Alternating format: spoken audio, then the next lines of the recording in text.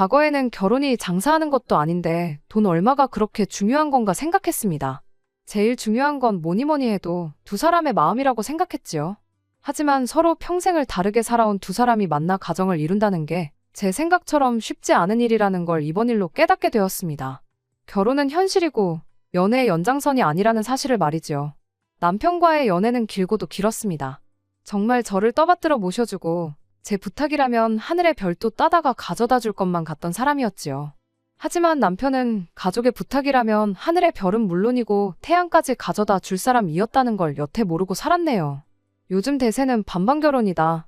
남자가 집을 해와야 한다 그런 이야기. 결혼을 결심하고 난 뒤에 귀에 딱지가 않도록 들어온 말이지만 저는 친정에서 집을 해줬어요.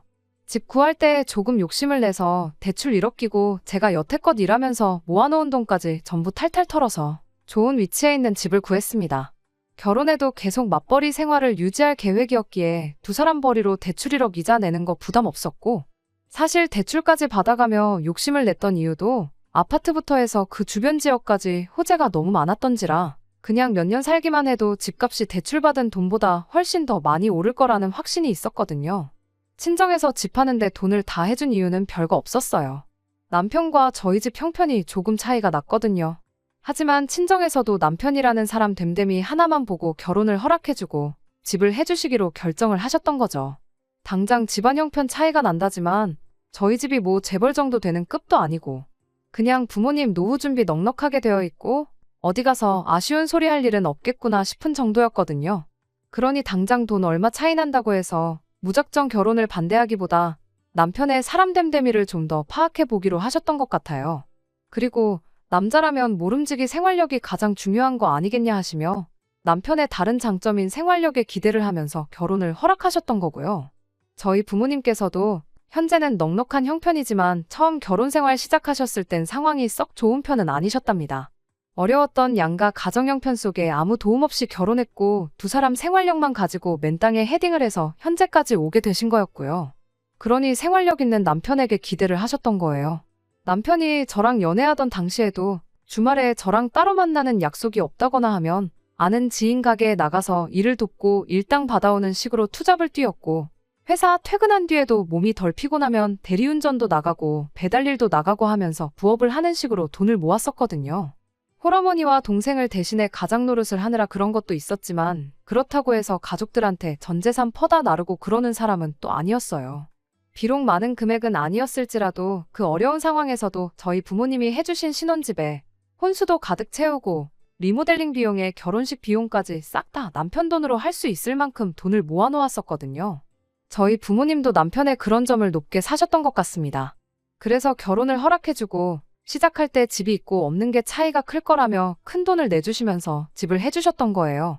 그리고 저희가 결혼 이야기가 본격적으로 나오기 시작할 때쯤 남편의 여동생 그러니까 신우 또한 취직에 성공을 하게 되면서 그동안 남편이 혼자서 해야만 했던 집안 대들보 노릇을 이어갈 필요가 없어졌고 그 부담이 사라지게 되니 저희 결혼이 정말 빠르게 진행되기 시작했어요. 결혼하면서 남편이 먼저 저에게 어렵게 꺼낸 말이 있었는데 그건 결혼을 하고 나서도 시어머니한테 용돈은 계속 드리고 싶다는 말이었습니다. 그걸 못하게 할 이유는 전혀 없다고 생각했어요. 왜냐하면 저도 똑같이 친정부모님께 매달 30만 원씩 액수 얼마 되지도 않는 돈이나마 용돈하시라고 보내드릴 계획이었거든요. 친정부모님 재산이면 안 받아도 필요 없는 돈이긴 했지만 집도 해주셨으니 저도 이렇게나마 감사함을 표현할 계획이었었어요. 그러니 제가 남편의 결정에 더더욱 반대를 할 수 없었습니다. 저는 해도 되는데 남편은 하면 안 된다고 할 수는 없었으니까요. 아무튼 남편도 저랑 비슷한 금액선에서 용돈을 드리는 걸로 그 이야기를 끝냈습니다. 그 후 저희는 결혼식을 올리고 여느 다른 사람들과 다를 바 없는 행복한 결혼 생활을 보내게 되었습니다. 결혼 후 얼마 지나지 않아서 저희 집 주변에 새로 또 지하철 노선이 하나 들어온다는 호재까지 생기고 실제로 주변 지역이 많이 재개발되면서 덩달아 집값이 많이 오르게 되었어요. 그리고 저희도 저희 나름대로 알뜰살뜰하게 모아서 현금도 꽤나 모아놓은 상황이었고요. 그렇게 2년 조금 넘는 기간 동안 행복한 결혼 생활을 잘 보내고 있었는데 몇 달 전에 그 행복이 꼬이기 시작했습니다. 언젠가부터 남편이 퇴근하고 집에 오면 한숨만 픽픽 내쉬고 멍하니 생각에 잠겨있고 그랬어요. 그러다가 퇴근하고 집에서 놀고만 있는다고 뭐 돈이 하늘에서 떨어지냐며 총각 때 하던 대리운전이나 배달 같은 부업을 다시 시작했어요. 퇴근하고 같이 저녁 식사를 하면서 그날 하루 어땠는지 그런 사소한 이야기 나누는 게 낙이었는데 남편은 그 소확행보다 돈이 더 중요하다고 하면서 퇴근 후에 또 일하러 나간다고 밖으로 나가버리니 저는 저 사람이 왜 저러나 싶었죠. 그러다가 결국 주말에까지 과거 나가던 지인 가게에 출근을 또 하기 시작했어요. 그렇게 되니 하루에 무슨 일이 있었는지 그런 소소한 대화를 나누기는커녕 한 집에 같이 살면서 잠만 같이 잘 뿐이지 얼굴 보기도 힘든 게 마치 룸메이트나 다름이 없더군요. 게다가 새벽 시간에 집에 돌아오는 날이 잦아지니 남편이 도어락 열고 들어오는 소리에 잠에서 깨기도 하고 평소 들어오는 시간보다 늦어지면 신경이 쓰여서 잠도 제대로 못 자고 그렇게 되더라고요. 아무리 돈이 좋아도 이건 아니다 싶어서 남편한테 우리 집값도 엄청 많이 올랐고 저금도 상당하지 않느냐. 내가 어디서 돈 더 벌어오라고 시키는 것도 아닌데 왜 그렇게 몸을 혹사를 시키지 못해 안달이냐고. 그냥 여태까지 하던 대로만 해도 우리 사는데 돈 부족할 일 없고 어려울 것도 없다고 너무 조급해하지 말라는 이야기를 꺼냈습니다. 제 말에 남편은 어디서부터 설명을 해야 할지 모르겠다며 이렇게 된 상황에 대해서 이유를 말해줬어요. 다시 부업에 투자까지 시작하게 된 자초지종에는 다른 이유가 있었던 거죠. 알고 보니 신우가 멀쩡히 잘 다니고 있던 회사에서 갑작스럽게 해고 통보를 받게 되었다고 하더라고요. 그러면서 시댁이 현재 생활고로 힘들어하고 있다는 사실을 말해주더군요. 남편이 시어머니한테 용돈을 보내고 있긴 했지만 그걸로 두 사람이 생활을 이어가기에는 턱없이 부족한 액수였던 거죠. 저희가 맞벌이하면서 생활비와 대출이자 그리고 같이 모으고 있는 적금을 제외하고 남은 돈은 서로가 각자 관리를 하고 있던 상황이었어요. 남편 월급이라고 해봐야 월 300 중반 정도 되는 돈이었는데 그 돈으로 공동으로 내는 돈 다 내고 나면 얼마 남지도 않는 상황이었거든요. 시어머니 드린다던 용돈까지 빼면 더더욱 모자랐을 거예요. 그런 상황에서 남편이 마련해야 하는 돈이 이젠 용돈 수준을 넘어서 신우와 시어머니 두 사람 생활비가 돼버렸으니 그걸 혼자 충당하려니 투잡 쓰리잡을 해도 돈이 모자라도 한참 모자랐던 상황이 돼버린 거죠. 보니까 점심도 거르고 그 돈까지 싹 다 긁어서 보내주고 그랬더라고요. 직장인 점심값 해봐야 얼마나 한다고 말이죠. 답도 안 나오는 상황이었고 결혼하면서 그만하기로 했던 대들보 노릇을 다시 하게 된 걸 알게 되니 정말 까마득했습니다. 하지만 그렇다고 당장 가족들이 밥을 굶게 생겼는데 모르는 척 하라고 할 수도 없는 노릇이었어요. 신우가 해고를 당하긴 했지만 아직 나이도 어리고 그간 회사 다니면서 쌓인 경력도 있으니 금방 다시 취직을 하지 않겠냐, 그때까지 당분간만 이렇게 하면 안 되겠냐 부탁을 해오는데 제 월급까지 해서 시댁 생활비를 내주겠다고 나설 수도 없었고 그저 신우가 하루빨리 다시 일자리를 구하길 바라는 것 말고는 제가 할 수 있는 일이 없었습니다. 그렇게 모든 사실을 알게 되고 난 뒤 얼마 지나지 않아 신우의 새로운 소식을 듣게 되었습니다. 그 소식이 신우가 다시 취직을 해서 남편이 더 이상 투잡을 해도 되지 않아도 되는 상황이라는 소식이었다면 더할 나위 없이 좋았겠지만 그런 꿈만 같은 소식은 아니었네요. 아니, 따지고 보면 이게 꿈인가 생시인가 싶을 정도의 소식일 수도 있겠네요. 신우가 해야 할 취업은 안 하고 임신을 했다는 소식이었으니 말이죠. 신우가 결혼해서 가정을 이루고 있던 상황이라면 당연히 축하할 일이었겠지만 그게 아니니 정말 복장이 터질 노릇이었습니다. 신우의 임신 소식과 함께 알게 된 또 다른 새로운 사실이 가관이었습니다. 애초에 신우가 멀쩡히 잘 다니던 직장에서 왜 갑작스럽게 잘렸는지 항상 의문이었는데 알고 보니 해고 통보를 받은 게 아니고 신우가 자기 발로 회사를 나갔던 거였어요. 같은 회사 다니던 직장 동료와 눈이 맞았다고 하더라고요. 문제는 그 직장 동료라는 사람이 애까지 딸린 가정이 있는 남자였다는 거고요. 거의 신우가 회사 들어가자마자부터 그런 사이였던 것 같은데 결국 꼬리가 길어서 들켜버리게 되었나 보더라고요. 둘 중에 한 명이 회사를 나가야 하는 상황이었는데 누가 시키지도 않았는데 신우가 그 사람은 지켜낼 가정도 있고 아이도 둘이나 된다고 모든 책임을 떠안고 자기 발로 회사를 그만뒀다는 거예요. 재미는 둘이서 봐놓고 그 책임은 신우 혼자 지게 되었으니 그것만 해도 답답해 미칠 노릇이었는데 더 어이없는 건 그렇게 회사까지 지 발로 그만둔 신우가 이젠 눈치 볼 게 없어서 그랬는지 회사 그만두고 나서도 그 사람을 계속 만났던 거예요. 신우 아이는 그 사람의 아이였던 거고요. 신우 소식에 시어머니는 머리 싸매고 드러누우셨고 신우는 신우대로 혼란스러워 보였습니다. 그 아이를 낳고 말고는 다 큰 어른인 신우가 결정할 일이라고 생각했고 제가 왈가왈부할 필요도 없다고 생각했어요. 제가 달리 해줄 수 있는 건 없었고 대신 신우한테 일단 비상금으로 가지고 있으라고 남편이 보내주던 생활비와는 별도로 제 돈에서 300만 원 인출해 보내줬습니다. 신우는 그 돈을 받고도 별로 고마워하는 눈치는 아니었어요. 뭐, 저도 생색내겠다고 보내준 돈이 아니기도 했고, 신우도 그 상황에 심적으로 많이 힘들고 혼란스러울 테니 제 정신이 아니겠구나 싶어서 그걸 가지고 트집 잡고 그러지는 말자 생각하고 그냥 넘어갔습니다. 그 날로부터 2달이 지났는데 신우에 대한 별다른 소식이 없는 걸로 보아 신우는 그 아이를 낳기로 결심을 한 듯 보였습니다. 하지만 저도 여기서 냉정하게 하나 짚고 넘어가야 할 일이 있었으니 그건 남편이 보내주는 생활비 문제였습니다. 남편이 몇 달 동안 투잡까지 뛰어가면서 대주던 생활비를 그만해야 될 때가 왔다는 생각이 들었거든요. 신우가 그런 결정을 내린 건 자기가 책임질 수 있으니까 가족들과 아무런 상의도 없이 그런 결정을 내렸던 거 아니겠어요? 물론 몇 배로 더 힘들게 하겠지만 가정이 있는 오빠 돈으로 자기 아이를 키울 생각은 당연히 아닐 거라 생각했고, 어쨌든 시어머니가 집에 계시니 아이를 돌봐주실 수 있을 테고 신우도 알바가 되었든 새 직장이 되었든 뭐라도 시작하지 않겠나 싶었거든요. 남편한테는 신우 상황은 이해하지만 신우 애까지 우리 돈으로 키워줄 수는 없는 노릇이지 않냐며 잔인하게 들릴진 모르겠지만 이제 시댁에 생활비 대주는 건 그만했으면 좋겠다고 솔직하게 말을 했어요. 시어머니 용돈 보내드리는 것까지는 뭐라고 하지 않겠지만 그렇게 할 거면 제가 남편 통장 관리를 직접 하겠다고 말했습니다. 제가 지속적으로 확인하지 않으면 또 점심값이고 뭐고 여유자금 생기면 싹 다 시댁에 보내줄 것만 같아서 꺼낸 말이었고요. 남편도 면목이 없다면서 제 제안에 선뜻 그렇게 하겠다고 대답해왔습니다.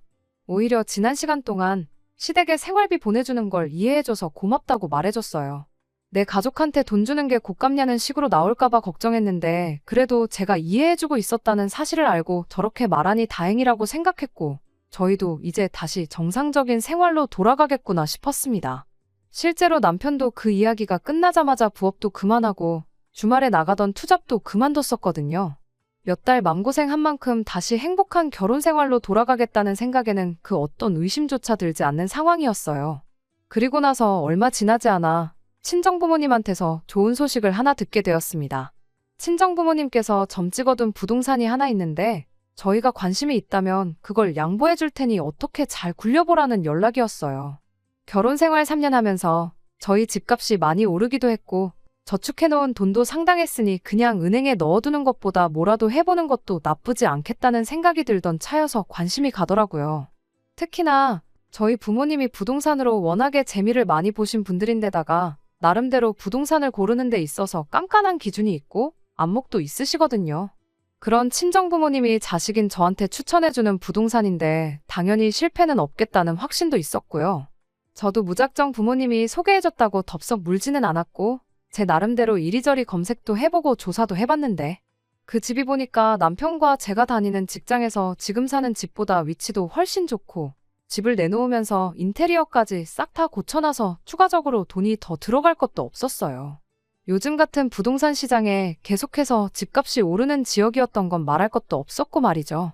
다만 그만큼 돈이 많이 들어가겠다 싶었는데 그래서 생각한 게 지금 사는 집은 전세로 돌리고 대출 조금 더 받아서 저희 모은 돈까지 연끌을 해보기로 했습니다. 무조건 이득이라는 확신이 있다 보니 쇳불도 당김에 빼랬다고 부동산부터 다녀와서 저희 살고 있는 집부터 내놨고 그 후에 대출을 알아보고 있던 중 시어머니한테서 전화가 왔습니다. 결혼 생활 3년 하면서 저한테 전화 한번 먼저 하신 적 없던 분한테 전화가 걸려오니 저도 무슨 일인가 싶었죠. 대뜸 저한테 물어보는 말이 살고 있는 집 전세는 나갔냐고 묻더라고요. 부동산에 내놓긴 했지만 요즘 전세 매물이 잘 빠지지도 않고 내놓은 지도 얼마 되지도 않았기에 아직 연락 온 곳은 없다고 대답했어요. 제 대답에 한껏 밝아진 목소리로 시어머니가 제게 그러면 그 집에 신혼의 부부를 살게 하면 어떻냐고 묻더라고요. 살게 해달란 말은 둘째치고 신혼의 부부라니 그게 무슨 소린가 했습니다. 그 이후로 시간이 얼마나 길게 지난 것도 아닌데다가 신우 결혼식이 있었다면 제가 안 갔을 리가 없는데 대뜸 신혼의 부부라니 무슨 소리인가 싶었어요. 자세한 이야기는 나중에 이야기해 줄 테니 일단 살게 해줄 거냐 말 거냐부터 계속 물으시더라고요. 그래서 저는 얼마까지 생각하시는가 물어봤어요. 아무리 전세라고 해도 주변 시세가 3억 중후반에서 4억 사이로 나가고 있는데 솔직히 조금 의아하긴 했죠. 저희 집에 전세로 들어올 정도면 사실 조금 외곽이나 경기도권만 가도 전세 말고 매매로도 집을 구할 수 있는 큰 돈이었으니까요. 한 식구끼리 서로 돕는 거라지만 저희도 새 집 구하면서 새로 또 대출을 받게 되는데 전세가를 낮게 해주면 해줄수록 저희 대출액이 늘어나게 되는 건 당연한 일이었으니 부담스럽기 짝이 없었습니다. 그런데 이어진 시어머니 말에 제 귀를 의심할 수밖에 없었어요. 조금 무리해서라도 최대한 맞춰줘야겠구나 자포자기하고 있었는데 시어머니는 가족끼리 무슨 돈을 받냐며 애들이 무일푼이라 어디 들어가 살만한 전세보증금 모을 때까지만 살게 해주라고 너무나도 당연하다는 듯이 말해왔으니까요. 세상에 4억짜리 집에 공짜로 들어와서 살게 해달라고 할 줄은 몰랐으니 저도 모르게 큰 소리를 내며 놀라고 말았습니다. 그건 말도 안 되는 소리라고, 저희도 그 집 전세로 나가고 대출까지 받아야 새 집으로 이사가게 되는 거라고 남편이 그런 말은 안 해줬냐고 따져 물었습니다. 시어머니는 다 알고 있다고, 니들은 맞벌이 하니까 둘이서 대출을 받거나 친정에서 돈을 빌려오면 되는 거 아니겠느냐고 너무 쉽게 말을 하더군요. 더 이야기했다간 정말 안 좋은 소리까지 나올 것 같아서 일단 남편하고 상의해보겠다 말하고 전화를 끊었습니다. 상의해보겠다고 했지만 남편한테 좋게 이야기해서 거절하라고 할 심산이었어요. 그래도 시어머니인데 제가 싫은 소리 하는 것보다 남편이 좋게 말하는 게 더 나은 방법이라 생각했던 거였죠. 그리고 저녁 때가 돼서 퇴근한 남편과 있었던 일에 대해 이야기를 나눴어요. 그런데 남편도 시어머니랑 똑같은 이야기를 하더군요.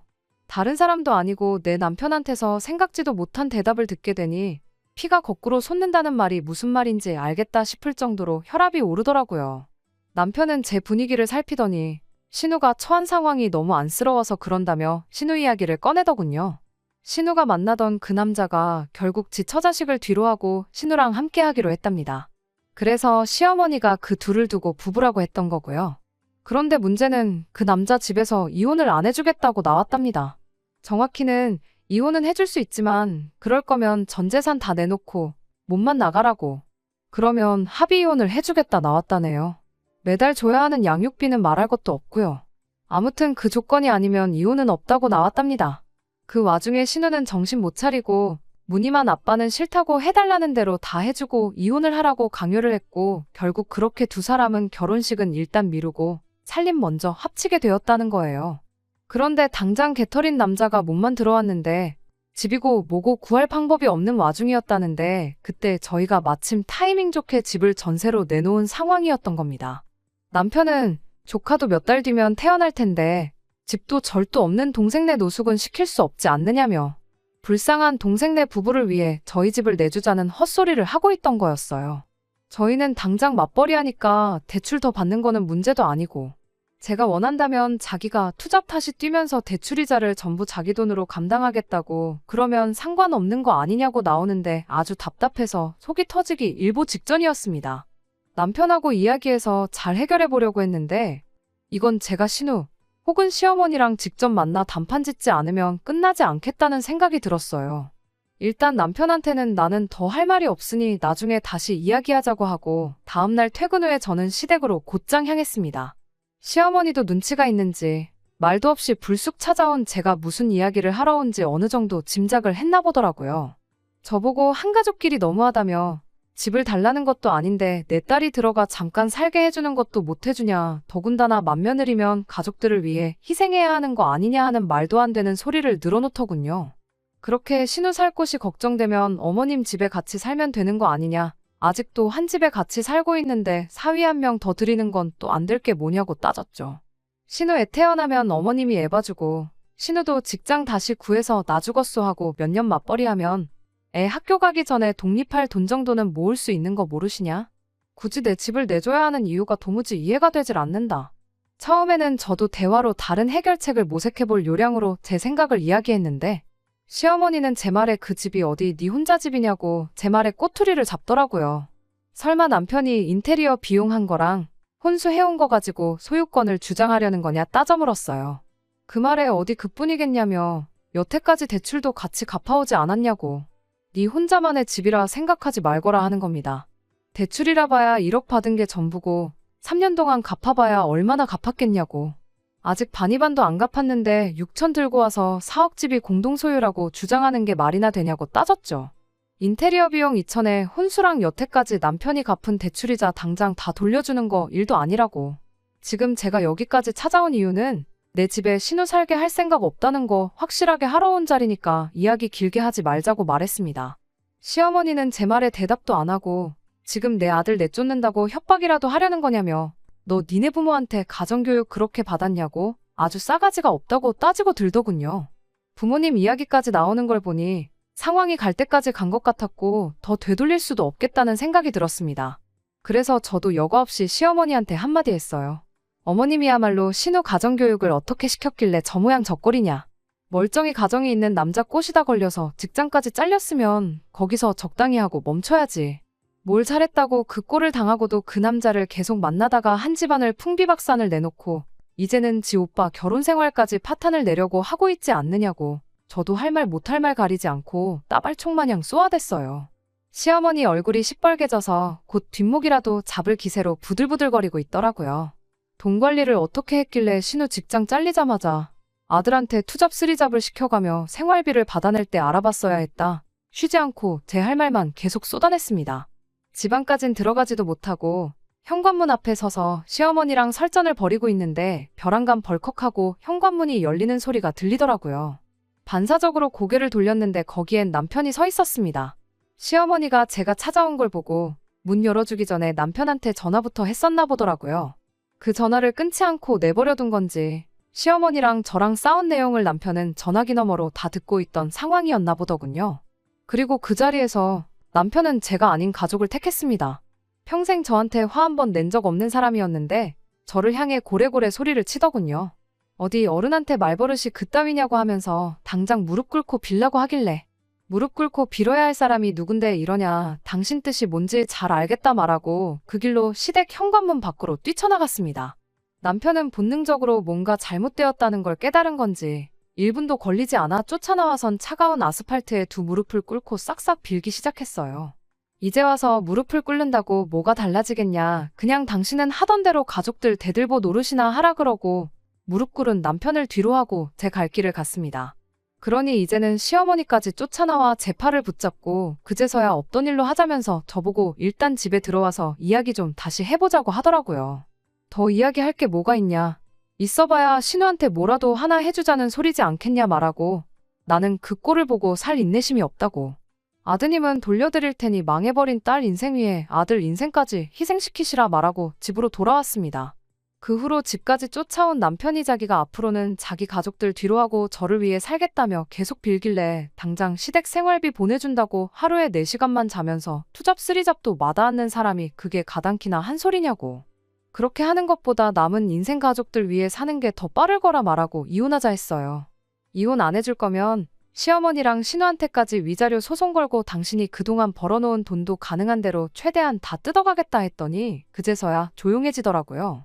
어차피 이혼당할 거면 푼돈이라도 건져서 가는 게 좋겠다고 생각했나 봐요. 결국 남편은 소원대로 지 가족들 대들보 노릇 다시 할 수 있게 가족들 품으로 돌려줬습니다. 털어봐야 땡전 한 푼 안 나올 시어머니랑 신우한테 소송까진 걸지 않았어요. 돈 몇 푼 더 받겠다고 그 집구석 인간들 얼굴 더 보는 것보다 후딱 끝내버리는 게 정신건강에 더 좋을 것 같다고 생각했거든요. 결혼했으면 와이프부터 챙겨야지. 가족들 그렇게 걱정됐으면 애초에 결혼은 왜 했는지 모르겠네요. 그렇게까지 생각하고 싶지는 않지만 나중 가서는 제 돈으로 가족들 부양하자고 했을 수도 있겠다는 생각을 하니 이렇게 이혼해버린 게 차라리 잘 된 건가 싶을 때도 있네요. 끝까지 들어주셔서 감사합니다. 오늘의 사연은 여기까지입니다. 구독과 좋아요, 알람 설정 부탁드리고 더 좋은 사연으로 다시 찾아뵙겠습니다. 감사합니다.